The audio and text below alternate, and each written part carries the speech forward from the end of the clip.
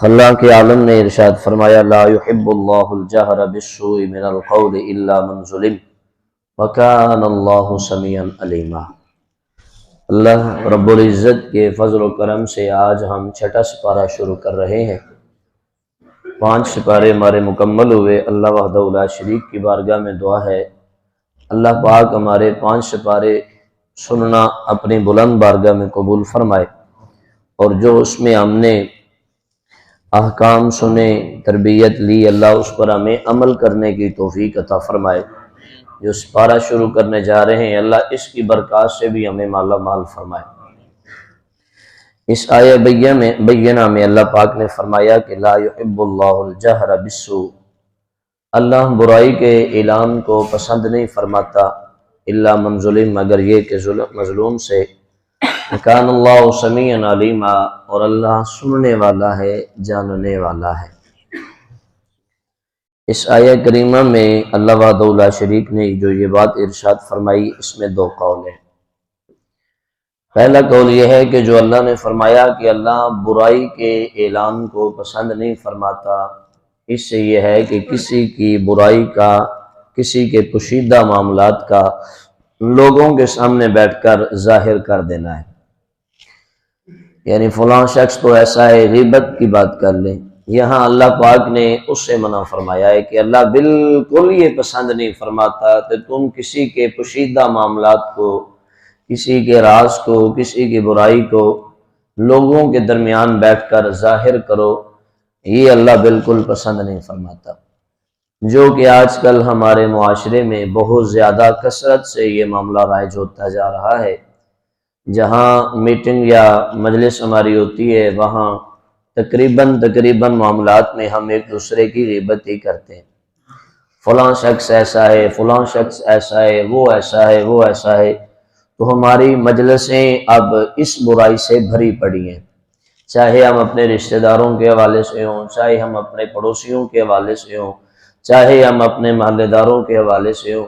تو ہماری تمام تر معاملات کا سسٹم جو ہے نا، وہ اب ایسا ہی چل رہا ہے کہ ہم ایک دوسرے کو نیچا دکھانے کے لیے اس کی بے عزتی پر خوش ہوتے ہیں، اور اس کی رسوائی پر ہم بڑے خوش ہوتے ہیں، جبکہ ہم اس بات سے نہیں ڈرتے کہ آج ہم کسی کو رسوا کر رہے ہیں تو دیر نہیں لگے گی کہ خالق کائنات ہمیں رسوا فرما دے گا۔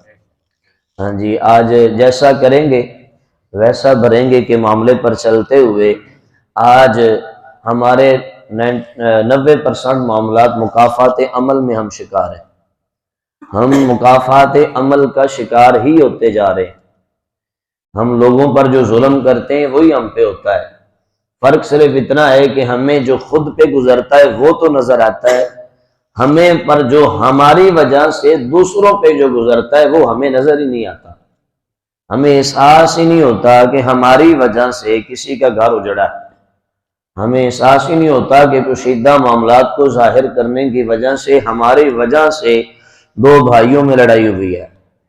ہمیں یہ بات نظر نہیں آتی کہ ہمارے پوشیدہ معاملات کو ظاہر کرنے سے کسی اللہ کے بندے کی روزی کا ذریعہ ختم ہوا ہے، اس کو نکال دیا گیا ہے جاب سے۔ ہمیں ان معاملات کی بالکل پرواہ نہیں ہوتی۔ ہم تو بڑے دھڑلے سے اپنے آپ کو طاقتور سمجھتے ہوئے اور اپنے آپ کو جیسے کہ کشمیر فتح کر لیا اور سینہ چوڑا کر لیتے ہیں کہ میں تو اس کو یہاں سے نکال کے ہی رہوں گا۔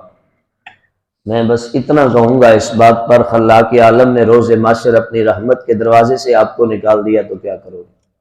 بس یہی ہے۔ قبر کے اندر اگر پیارے آقا صلی اللہ علیہ وسلم نے اپنی شفاعت کرنے والے علماء کی لسٹ سے آپ کو نکال دیا تو کیا کرو گے؟ آج تھوڑی سی شیطان کی خوشی کے لیے یا دل کی خوشی کے لیے ہم اس بات پر جب جم جاتے ہیں اور اگلے بندے کے پوشیدہ راز ظاہر کر کے، غیبت کر کے، یہ جو نظام ظلم ہم نے کمایا ہوا ہے اس پر ہمیں فائدہ نہیں ہے۔ ہم پھر مکافات عمل میں جب خود گرفتار ہوتے ہیں پھر کہتے ہیں یا اللہ یہ کیسے ہو گیا۔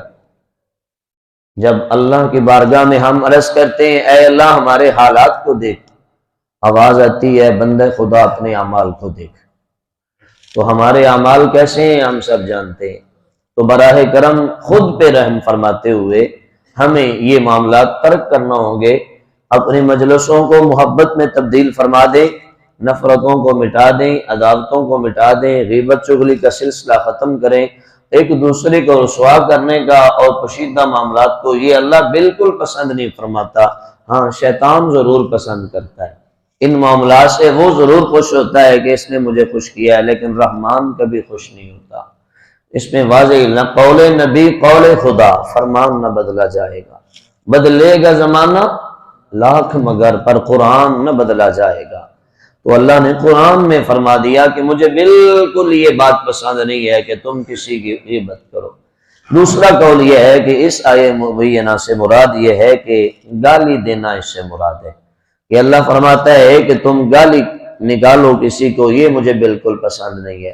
اس پر بھی کثرت کے ساتھ پیارے آقا صلی اللہ علیہ وسلم کی احادیث مبارکہ موجود ہیں۔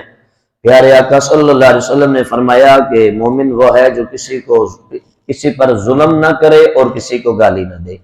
اس پر اور بھی بہت سارے فرامین عالی شان موجود ہیں، آپ سنتے رہتے ہیں، آپ کوئی حق سے دور نہیں ہے، لیکن دیکھا جائے تو ہماری معاشرے کے اندر یہ برائی بھی کثرت سے اب آگے بڑھتی جا رہی ہے۔ ایسی گالی نکالتے ہیں کہ بیٹی سامنے سے بیٹھ کر شرمسار ہو جاتی ہے، بہن سن کر شرمسار ہو جاتی ہے۔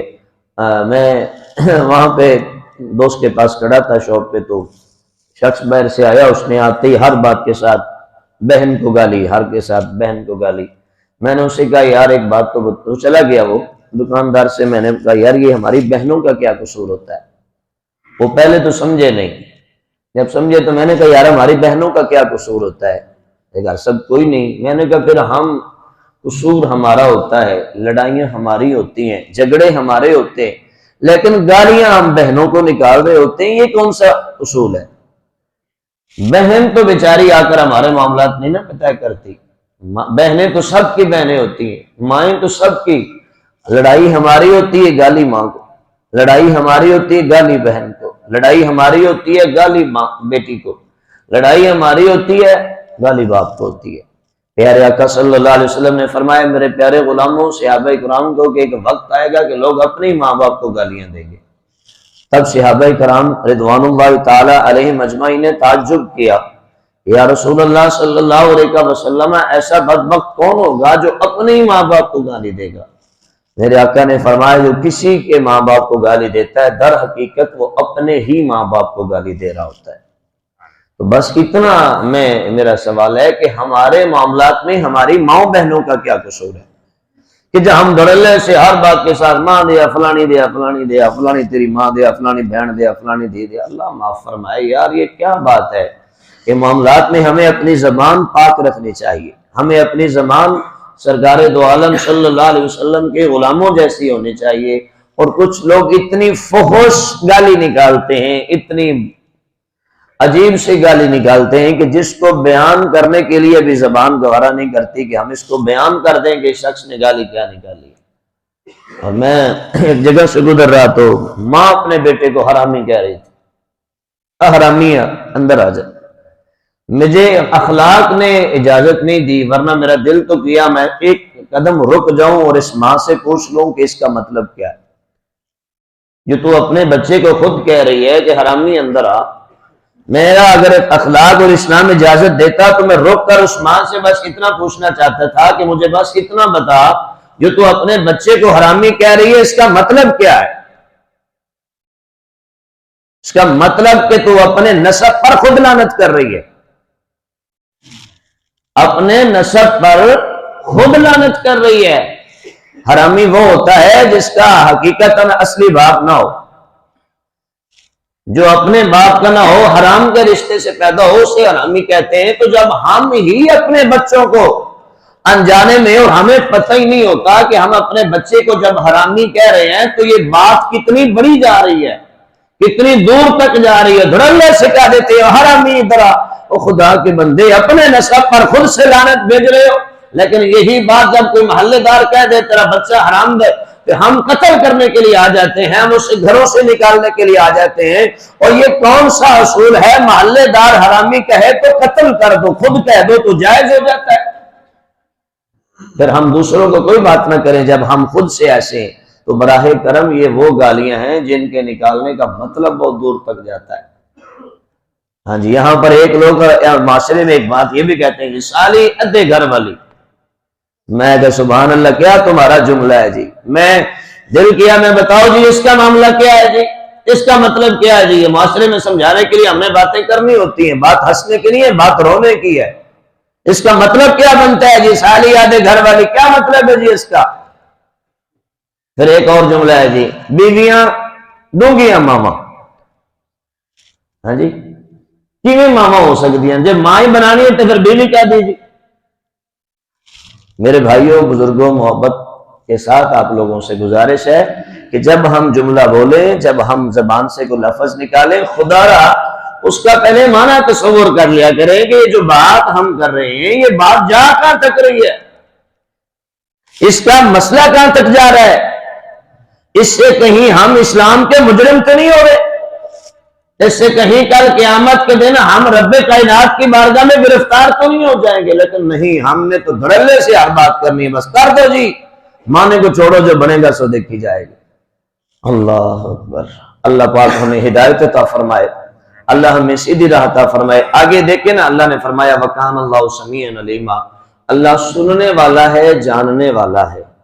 ہاں جی، اللہ نے یہاں پر جب بھی کڑی بات بیان فرمائی ہے نا، یہ آیت کا حصہ ضرور بیان فرمایا. اللہ سننے والا، اللہ سننے والا، اللہ سننے والا ہے.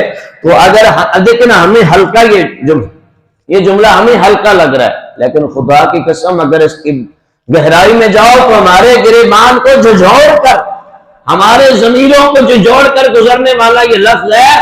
اور اپنی تنہائیوں میں بات کرنے والوں، دھڑلے سے بات کرنے والوں، غرور و تکبر سے بات کرنے والوں، لوگوں کی عزتوں کو اچھالنے والوں، یہ مت بھولنا کہ رب کائنات تمہاری اس بات سے بے خبر ہے. تم جیسی بھی بات کرتے ہو تمہارا رب سن رہا ہے کہ تم نے کیا کیا ہے. اب بندہ کیا کہتا ہے، جا میں نے تجھے گالی نکالنی ہے، جو تم میرا بگاڑ سکتا ہے جا کے بگاڑ لے. ہم یہ سے آگے کہتے ہیں جا تو کر سکتا ہے تو کر لے. میں نے کہا بندہ تو کچھ نہیں کر سکتا، میں تو کچھ نہیں کر سکتا، جو سب سے بڑی سننے والی ذات میرے رب کائنات کی ذات ہے. بندے خدا بتا، وہ بھی تیرا کچھ نہیں کر سکتی. بندہ تو کچھ نہیں تیرا کرے گا، میں کیا کون ہوں تو تمہیں لڑنے والا. آپ جو مرضی کہہ لیں، آپ جو مرضی کہہ لیں، ہم تو کچھ نہیں کہہ سکتے، لیکن کیا میرا اللہ سن رہا ہے، وہ بھی کچھ نہیں کرے گا. اللہ ہمیں عقل سلیم عطا فرمائے، اور اللہ ہمیں ان برائیوں کو جڑ سے خاتمہ کرنے کی توفیق عطا فرمائے.